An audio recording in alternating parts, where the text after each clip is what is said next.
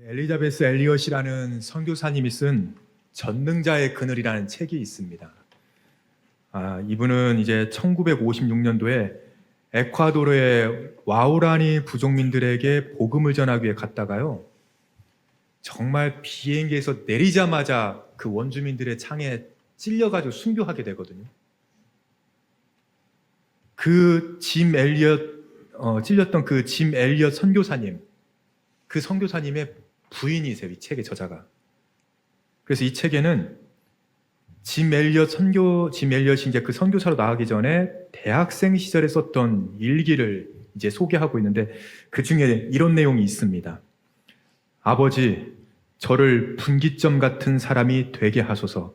제가 만나는 사람들을 결단의 길로 인도하게 하소서. 저는 직선도로의 표지판이 되고 싶지 않습니다. 저를 갈림길로 삼아주소서. 그리하여 사람들이 제 안에 계신 이 그리스도를 보고 어느 쪽이든지 하나만 택해야만 하도록 하소서. 제가 이분의 이 책을 읽으면서요, 어느 쪽이든지 제 안에 계신 그리스도를 보고 한쪽만 택하게 하소서. 분기점이 되게 하소서. 너무 이 결의에 찬 모습을 보면서 우리가 이렇게 매주일 예배를 드리는데 누군가 내가 예배 드리는 이 모습을 보면서 나도 저 사람처럼 예배를 좀 드리고 싶다라는 결단의 길로 인도할 수 있으면 얼마나 좋을까? 그런 분기점 같은 사람이 될 수 있다면 얼마나 좋을까? 저 사람이 믿는 하나님을 나도 좀 믿고 싶다라고 하면서 삶의 분기점이 된다면 그 교회 예배야말로 진짜 예배가 아닐까? 제가 이제 이런 생각을 하게 되었거든요. 사실 제가 이제 처음 부임하고 나서 제가 딴 것은 몰라도요, 아무튼 우리 교회, 우리 하름교회 주일 예배만큼은 어떤 교회 예배보다 진짜 최고의 예배를 드릴 수 있도록 내가 그렇게 한번 해봐야 되겠다. 우리 교우들과 함께 최상의 예배를 한번 드려봐야 되겠다. 제가 지금도 그 다짐을 하고 있습니다. 그래서 예배에 대한 저 나름대로의 철학이 뭐냐면은 모두가 하나님께로 집중하는 70분, 모두가 하나님께 집중하는 70분의 예배를 만들자. 이게 이제 제가 가지고 있는 예배에 대한 방향성이거든요. 그러니까 주일날, 이 추운 날, 이 귀한 시간을 내가지고 예배당에 왔는데, 그냥 예배 한번 드리고, 그냥 빈 마음으로 휙 돌아가면은, 그거는 여기 계신 우리 성도님들 탓이 아니라 제가 직무유기를 하는 것 같더라고, 마음에. 그래서 모두가 하나님께 집중할 수 있는 이 70분의 예배. 왜 70분인지 아시겠죠? 이제 예배 시간 이제 60분 이제 딱 12시에 끝나면 너무 좋은데 제가 아무리 노력을 해도 지금까지 60분 안에 끝난 적이 없고 앞으로도 그럴 것 같지 않아서 그냥 70분으로 하자. 그냥 이해해 주시겠지. 그냥 70분이에요, 그래서. 모두가 하나님께 집중할 수 있는 70분의 예배. 물론 이것은 어떤 방향성도 좋지만 사실 모두가 다 100% 그럴 수 있는 건 아니잖아요. 예배를 갈망하고 사모하는 분들, 설교 후에 이렇게 찬양하는 것들, 막 합심기도 하는 것들, 이게 이제 일반적으로 다른 기장교회는 별로 없다 보니까 목사님 설교하면 그냥 바로 기도하고 마치면 되지. 뭐 이렇게 예배가 길어? 이제 물론 혹시라도 그렇게 생각하시는 분들이 계실지 모르겠지만, 그러니까 모두가 다 또 주일 아침에 몸 상태가 안 좋거나 또 부부가 이렇게 싸우고 오셔가지고 그날따라 여기 앉으시고 이래 버리면은 그러면 또 이제 예배 집중하기가 또 힘들잖아요. 그래서 제가 올해부터는 제가 이제 저 스스로 다짐한 게 있어요. 아예. 모두가 하나님께 집중하는 70분으로 만드는 것도 중요하지만 짐 엘리엇처럼 목사인 저부터가 누군가에게 좀 분기점이 되는 예배자가 좀 먼저 되자, 이 앞에서. 제가 이제 이 결심을 하게 된 거 아닙니까?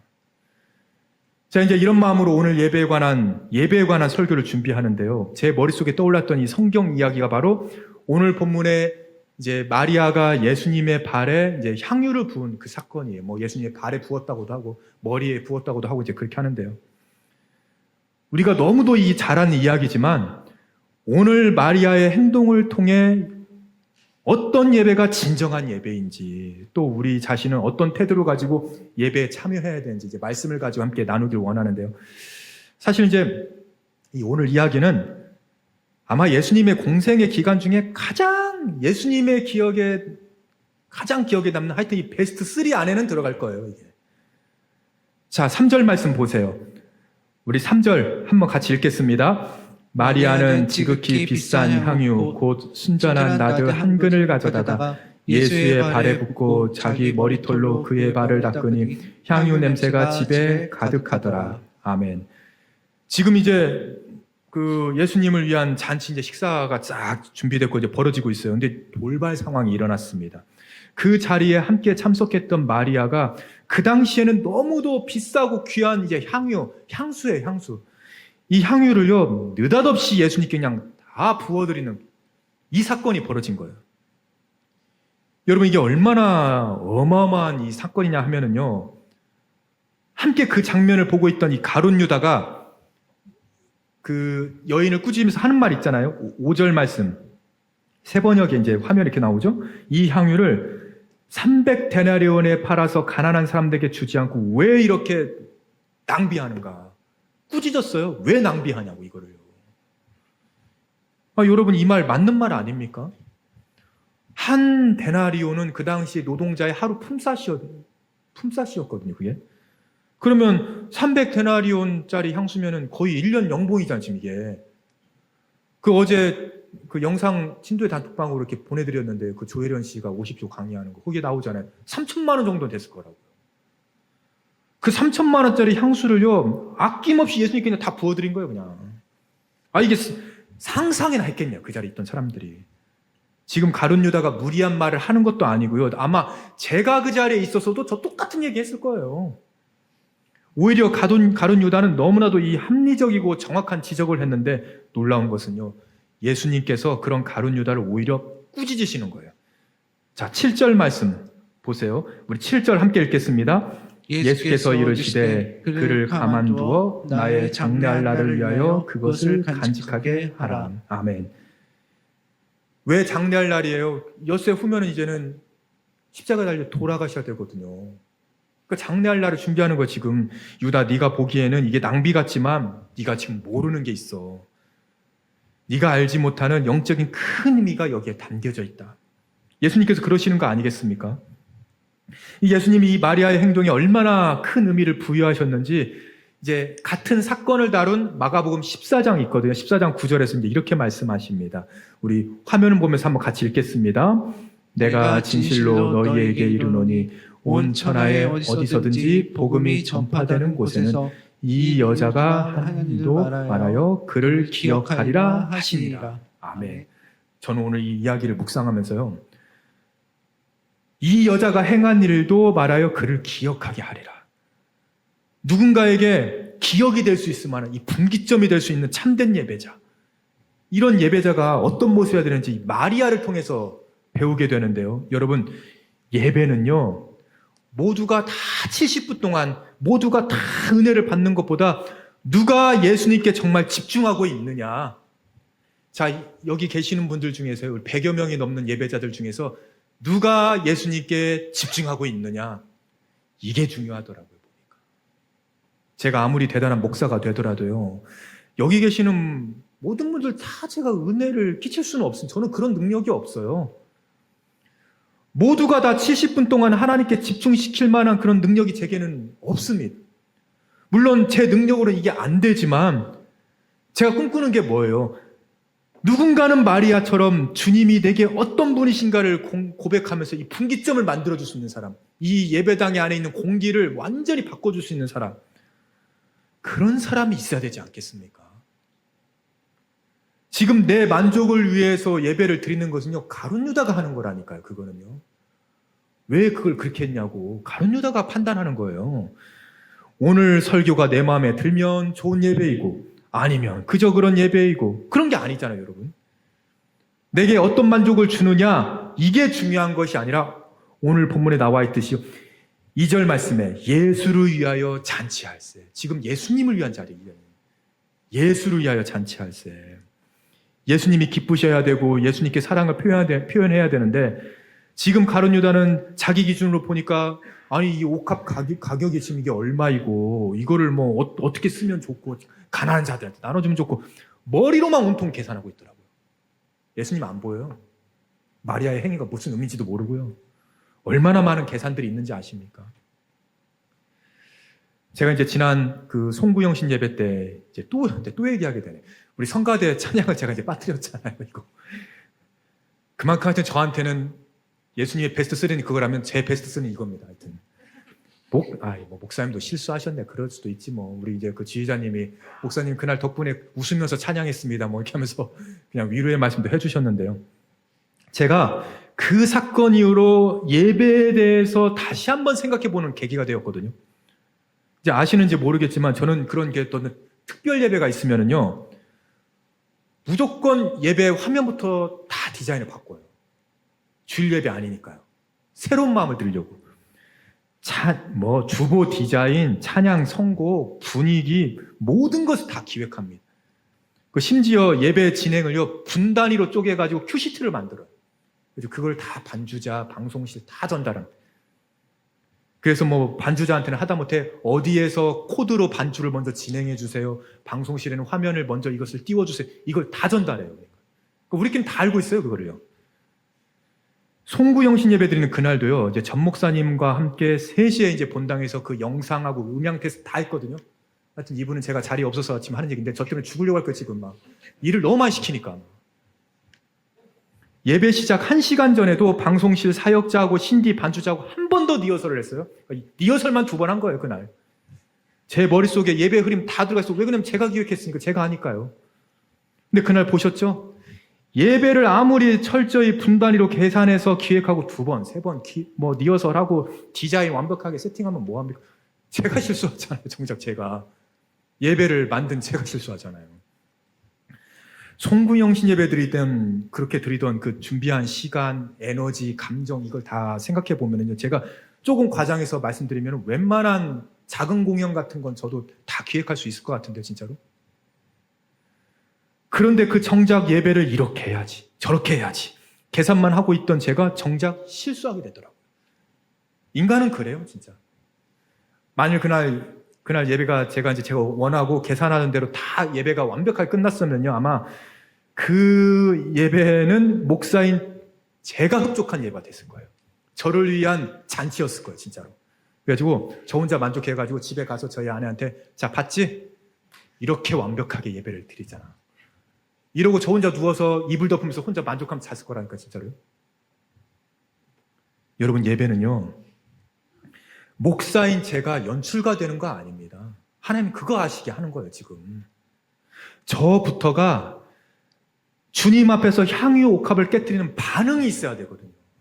그 반응이 있어야 돼요. 마찬가지로 여기 계신 우리 성도님들요, 제가 연출한 예배에서 관객으로 계시면 안 돼요, 지금. 하나님 앞에서 내 중심을 깨뜨리는 사건이 있어야 돼요, 지금요, 여기서. 예배는 잘 드리는 게 아니라 잘 깨뜨려야 되는 거예요. 제가 이제 그것 깨달은 게 된 거잖아요. 잘 깨뜨려야 되는구나, 이걸. 사랑하는 여러분 오늘 예배 드리러 오셨습니까? 이 추운 날씨예요. 예배 드리러 오셨습니까? 아니면 깨뜨리러 오셨습니까? 내 시간 들여서 예배하고 예배를 섬기고 내 감정이 어떻고 막 이거 계산하지 마세요. 그것은 예배 오셔가지고 지금 옥합 갖다 놓고요, 뚜껑만 열고 가시는 거예요. 그냥 예수님 향 한번 맡아보세요. 그 캔들 향초 아시죠? 그 향 되게 좋잖아요. 그러면 다시 뚜껑 닫잖아요. 그러고 우리 돌아가는 거라니까요. 오늘 쓰고 남겨서 다음 주에 또 쓰고 이런 게 예배가 아니라는 겁니다. 깨트리고 부숴버리는 거예요. 부어버리는 거예요, 그냥. 가룟 유다처럼 300데나리온, 내가 자기 욕심 있는 거야, 지금. 300데나리온을 얻으러 가려는 그 만족하는 예배가 아니라 마리아처럼 깨트리는 예배, 완전히. 남기는 게 아니라 완전히 내어드는 행위. 주님은 이런 예배를 기뻐 받으시는 줄로 여러분 믿으시기를 바랍니다. 자, 이런 차원에서 오늘 본문은요, 이 예배와 관련해서 너무나도 중요한 것들을 우리에게 담아주고 있는데요. 특별히 우리 교회 이제 3대 핵심 가치 중에 하나인 부름받은 예배 공동체로서 이 공동체에서 2가지 중요한 포인트를 함께 나누고자 합니다. 이 예배자가 갖춰야 될 이 첫 번째 태도가 뭐냐면요, 예배는 자리를 채우는 게 아니라 중심을 드리는 일이에요. 자리를 채우는 게 아니고 중심을 드리는 일. 오늘 본문에서는 지금 이 잔치가 이제 어디에서 열리는지 구체적인 장소는 안 나오죠. 그런데 마가복음 14장을 보면 알 수가 있어요. 마가복음 14장 3절에 이렇게 나오죠. 예수께서 베다니 나병 환자 시몬의 집에서 식사하실 때. 지금 잔치가 열리는 곳이 나병 환자인 이제 시몬의 집이에요. 어디 뭐 회당이나 성전, 우리처럼 예배당 아닙니다. 예배를 위한 특별한 곳, 거룩한 장소가 아니에요. 그냥 어느 평범한 가정집. 그 참여한 사람들도 종교 지도자들은 아무도 없어요. 그냥 옆집 아저씨, 아주머니, 뭐 평범한 사람들이에요.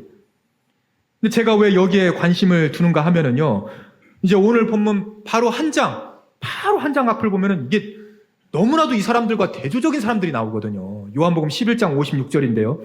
그들이 예수를 찾으며 성전에 있네요. 성전에 서서 서로 말하되, 시몬의 집이 아니에요, 지금. 너희 생각에는 어떠하냐? 그가 명절에 오지 아니하겠느냐? 하니. 왜 예수님 기다린지 아세요? 57절 보세요. 이는 대제사장들과 바리새인들이 누구든지 예수 있는 곳을 알거든 신고하여 잡게 하라. 명령했거든요, 지금. 어떤 상황인지 아시겠죠? 장소가 성전이에요. 심지어 여기에 등장하는 인물은 그 당시 대표적인 종교 지도자들, 대제사장들, 바리새인들, 그런 사람들 아닙니까? 그런데 그 거룩한 성전에서 이 대단한 종교 지도자들이요, 예배를 드리는 게 아니고 예수님을 잡을 논의만 하고 있는 거지. 반대로 너무나도 평범한 사람들인데요, 거룩한 성전도 아닌 이 나병 환자의 집에 모였는데 거기서는 예수님의 평생의 머릿속에 각인될 만한 이 가슴 벅찬 일들이 벌어지고 있던 거 아니겠어요? 그래서 여러분 그런 얘기 많이 들어보셨잖아요. 예배는 공간이나 장소가 핵심이 아니라고요. 어디서 예배드리냐 그거 중요한 거 아닙니다. 보시다시피 이제 우리 교회 예배당 꽤 크잖아요. 우리 예배당 큰 거거든요.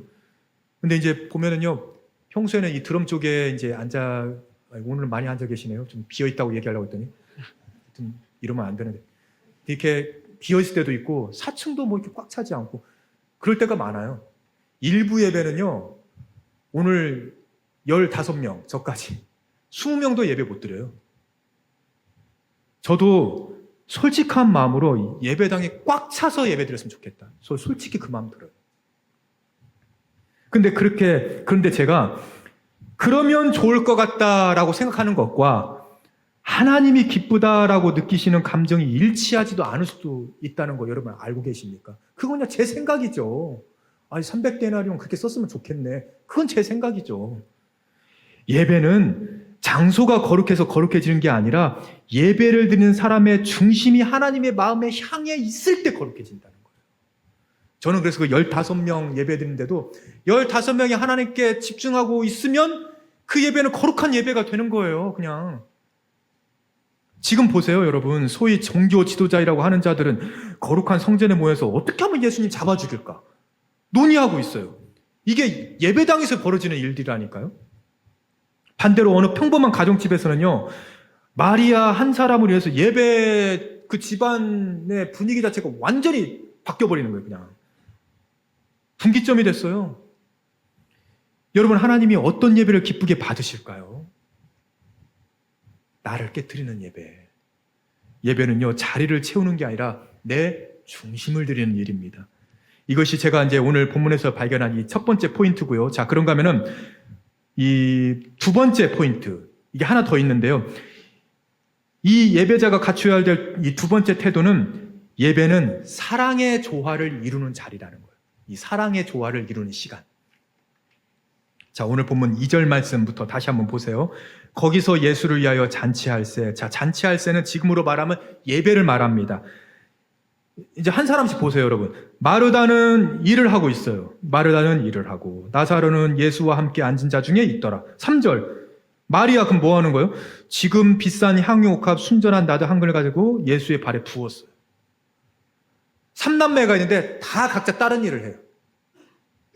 여기서 마르다는 어떻게 하고, 나사로는 무엇을 하고, 마리아는 또 어떻게 하고, 나병 환자 시몬은 자기 집을 그냥 제공했잖아요, 지금. 제가 뭘 강조하고 싶은지 여러분 아시겠죠? 여러분, 예배라는 게 뭡니까?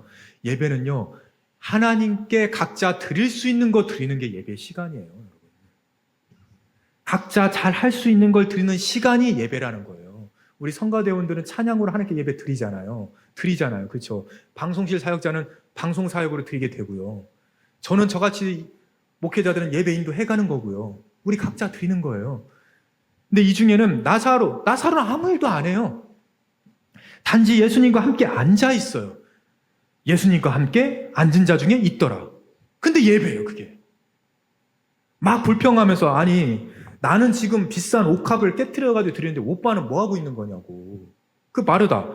아니, 나는 지금 이렇게 주님을 위해서 이렇게 식사 준비하고 있는데 너 마리아, 너는 뭐 하고, 오빠 뭐 하고 있는 거야 도대체? 이게 아니라 앉아서 아무것을 하지 않아도 예배하는 거예요. 지금 전제가 예수를 위하여 잔치할세. 이 사람은 자기 좋아하는 것, 어떤 사람은 자기 좋아하는 이것도 하고, 저 사람은 저것도 할 수 있고, 근데 어떤 사람은 앉아서 말씀을 들어요. 또 어떤 사람은 그냥 자기 집을 그냥 제공해요. 그냥 저희 집 쓰세요. 이 사랑의 조화, 이 하모니, 이게 바로 예배자의 참된 모습이더라는 겁니다.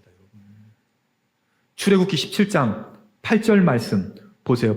그때 아말렉이 와서 이스라엘과 느비딤에서 지금 전쟁이 벌어지고 있습니다. 근데 10절부터 볼게요. 여기 이제 어떤 조화가 나오거든요. 10절에 여호수아가 나와요. 여호수아가 모세의 말대로 행하여 아말렉과 싸우고 모세와 아론과 훌은 산꼭대기에 올라가서, 자 이제 11절 모세가 또 나와요. 모세가 손을 들면 이스라엘이 이기고 손을 내리면 아말렉이 이겨요. 근데 12절 모세의 팔이 피곤함에 그들이 돌을 가져다가 모세 아래에 놓아 그가 그 위에 앉게 하고, 자 누가 또 나와요? 아론과 훌이, 한 사람은 이쪽에서 한 사람은 저쪽에서 모세의 팔을 붙들고 올리는 거예요. 저는요 이 장면 막 영화의 한 장면처럼 막 그려지지 않으세요, 여러분? 젊은 여호수아는 최선을 다해서 전투를 벌이는 거예요. 근데 모세는요 위에서 그걸 바라보면서 손을 들고 기도하고 있어요. 근데 모세도 연약한 인간이잖아요. 팔이 내려오려고 하니까 아론과 훌이 양손을 다 잡으면서 협력하는 이 모습, 너무나도 아름다운 모습 아닙니까? 여러분, 예배는 모두가 다 같은 일을 하는 시간 아닙니다.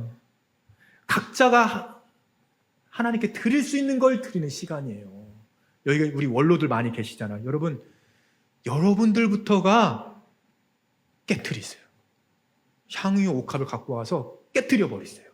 그러면은 아무리 연세가 많으셔도요 분기점이 돼요. 그 예배의 공기를 바꾼다니까요. 여기 우리 그 교회 오신 지 얼마 안 되신 분들도요 깨트리세요. 사층에 계신 분들도 마찬가지고. 어떻게 해야 돼요? 뭐 사층이 앉았냐 뒤에 앉냐 앞에 앉냐, 그것보다 더 중요한 건 사랑의 조화. 사랑의 조화. 나사로처럼 아무 일도 하지 않아도 예수님과 함께 앉아있는 것만으로도 예수님 기뻐하십니다.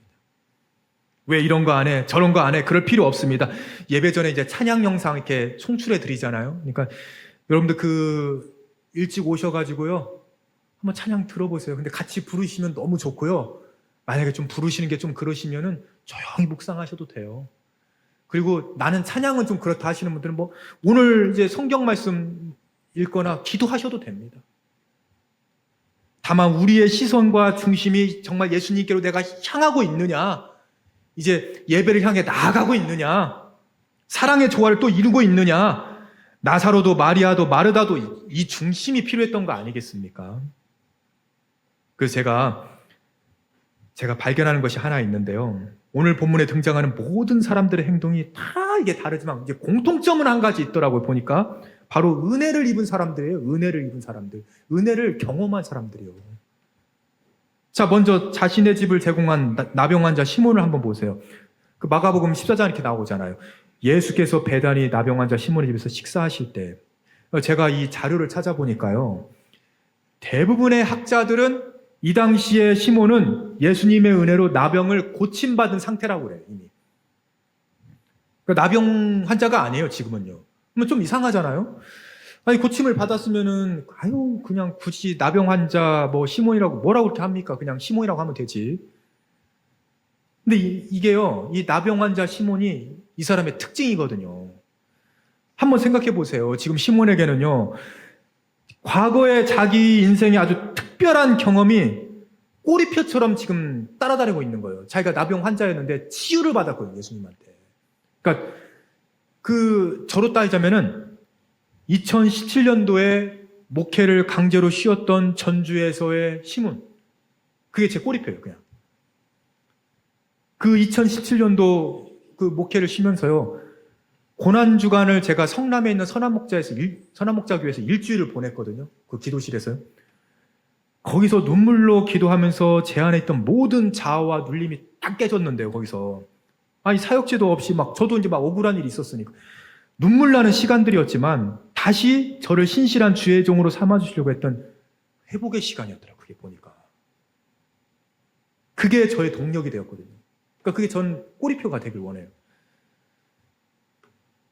여러분들에게는 어떤 은혜의 체험이 있으십니까? 여러분들 꼬리표 있으시죠? 게다가 이 마리아, 마르다도 보세요. 모두 자신의 오빠인 나사로가 다시 살아난 은혜를 오빠가 살아난 은혜를 입었잖아요. 나사로는 말할 필요도, 당사자였으니까요. 말할 필요도 없습니다. 자, 그런가 하면은 또 공통점이 있는데요.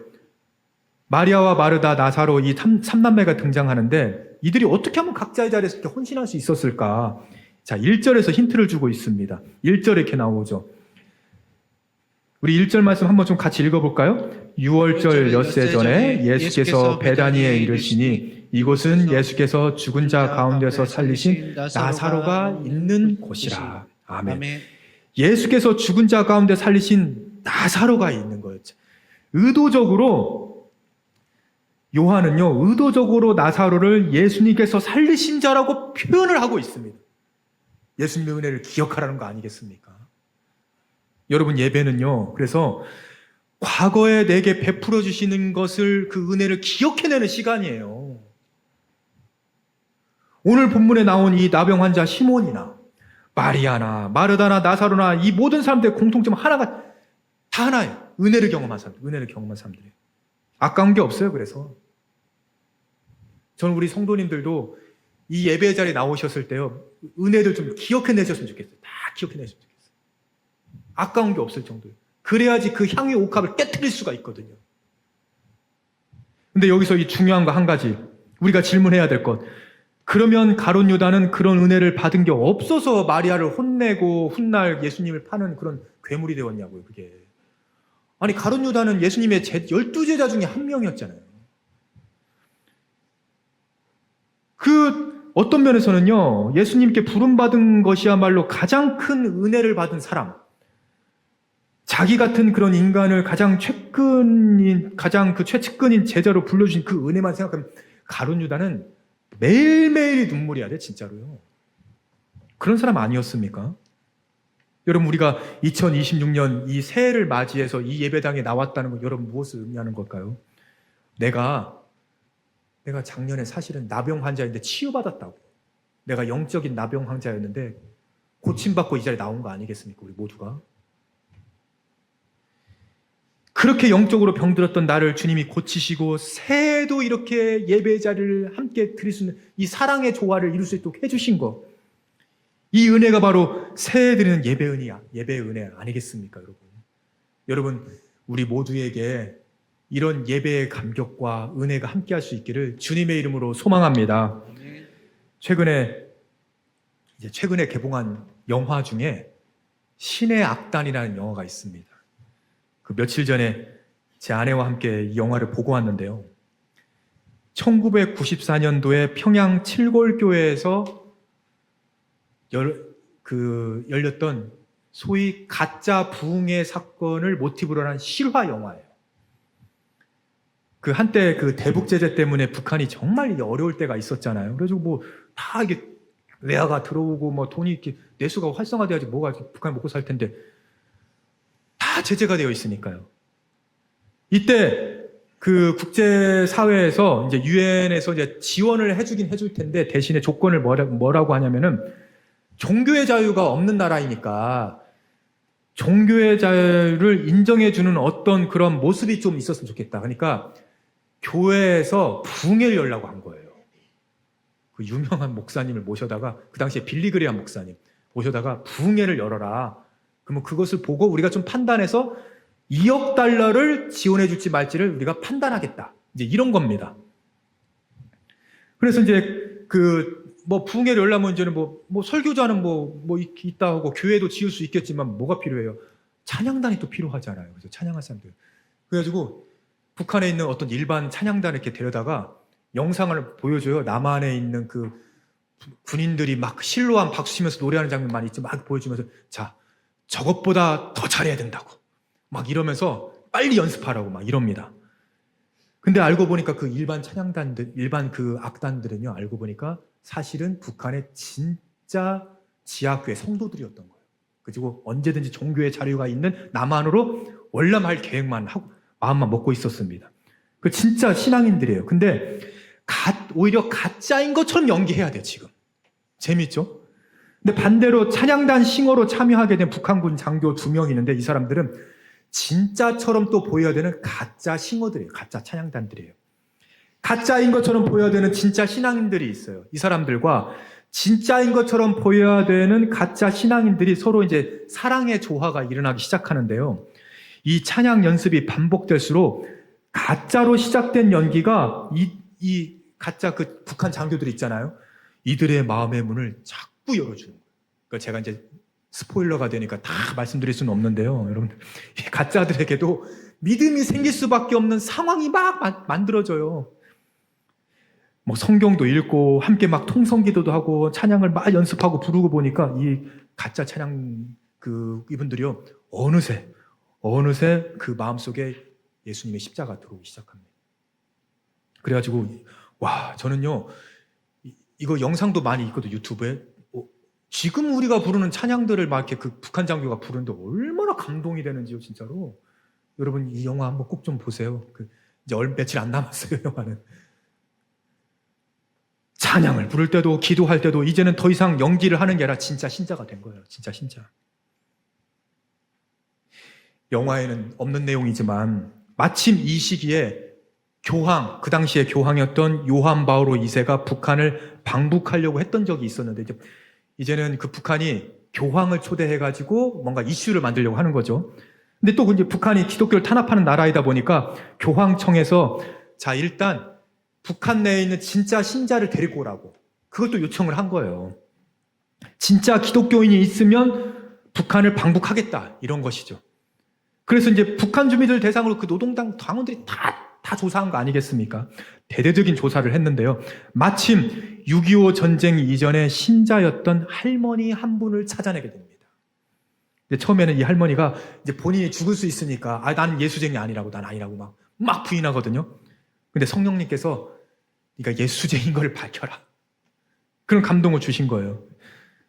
그래가지고 왕강이 처음엔 부인했는데 결국에는 자기 집 뒷담에다가 만들어 놓은 그 예배단이 있었는데 그 예배단을 보여주면서 당 간부들에게 이런 고백을 하게 됩니다.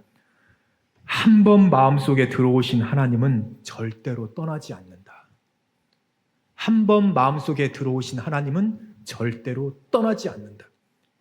이거를 고백했대요. 아시다시피 지금도 북한은 성경을 가질 수도 없고 찬양을 크게 부를 수도 없습니다. 북한하고 가까운 중국의 단동이라는 데만 가도요, 커튼 쳐놓고 예배드려야 돼요.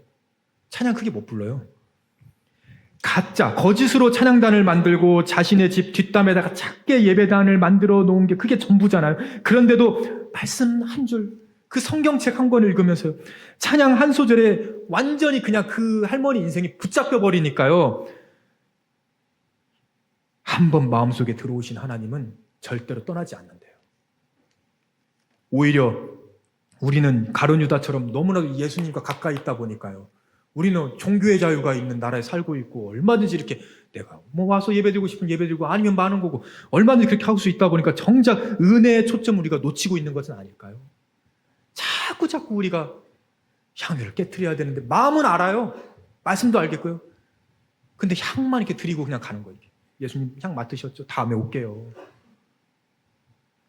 사랑하는 성도 여러분, 좋은 예배는 완벽한 분위기나 잘 짜여진 진행이 만들어주는 게 아니라니까요. 제가 이거 화면 얼마 더 디자인 잘하고 얼마든지 다 하고 할 수 있는데 그게 아니라니까요. 지금 우리가 내가 분기점이 돼야 돼요. 내가 분기점. 한 번 마음속에 들어오신 그 하나님 절대로 떠나지 않는다. 이런 고백을 할 수 있는 한 사람의 집중이 예배다운 예배를 만드는 줄로 여러분 믿으시기를 바랍니다. 그러니 오늘 여러분 옥합 가져오셨죠? 뚜껑 열고 그냥 가시면 안 돼요. 뚜껑 열고 그냥 돌아가시면 안 됩니다. 여러분. 막 계산하고 따지고 남겨두는 것은 그것이 아니라 내 중심을 완전히 깨뜨려서 주님의 발 앞에 내려놓는 예배, 완전히 드리는 예배. 오늘 한번 예배 잘 드렸다 이런 것이 아니라 오늘 뭐 좋은 말씀이네 이 정도가 아니라 내가 정말 주님께 붙잡혔다 오늘 이렇게 고백할 수 있는 예배. 여러분들 가정이 언제 회복되는지 아세요? 그렇게 깨트리는 사람이 있어야 돼. 그 가정 안에 한 명이 있어야 되거든요. 마리아가 그 가정에 있어야 된다니까요. 그 한 사람의 집중이 이 예배당 안에 공기를 바꾸고 누군가에게 분기점이 될 줄로 믿습니다. 바로 우리 모두의 예배가 그런 예배가 될 수 있기를 주님의 이름으로 축원합니다.